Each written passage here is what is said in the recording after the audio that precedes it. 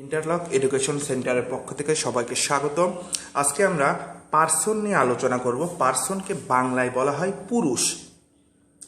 তো এখন ব্যাপার হলো যে এই পার্সনটা আসলে কে? আমরা জানি যে প্রোনাউনের একটা প্রকার প্রোনোমিনাল যে প্রোনাউন, সেই প্রোনোমিনাল প্রোনাউনটার একটা ভাগ হচ্ছে পার্সন। তো পার্সন তিন ধরনের, একটা হচ্ছে first person, second person, third person.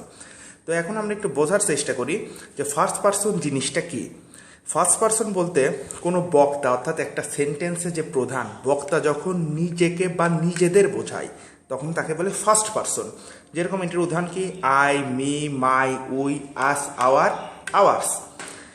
এটার একটা সেন্টেন্স দেখে আসি। I am a boy. কে বয়? আই। তার মানে বক্তা নিজেকে বোঝাচ্ছে, সুতরাং এখানে আইটাকে first person. This is my pen.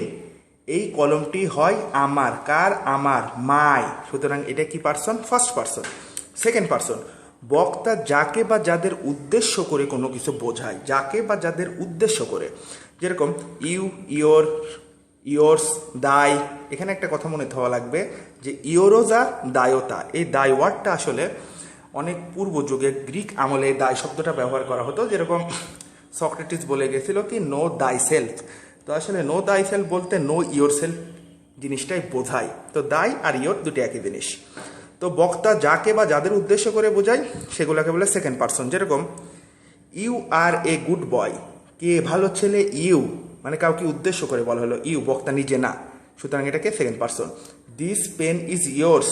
এই কলমটি কার? তোমার। বক্তা কাকে উদ্দেশ্য করে বলল?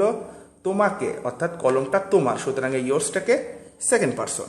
থার্ড পার্সন, বক্তা যার বা যাদের সম্পর্কে কিছু বলে তাদের বলাই থার্ড পার্সন। যেরকম হি, শি, দে, রহিম, করিম, ইট। অর্থাৎ ফার্স্ট পার্সন, সেকেন্ড পার্সন বাদে যা আছে সব থার্ড পার্সন। যেরকম দে আর মাই ফ্রেন্ডস। কারা? তারা।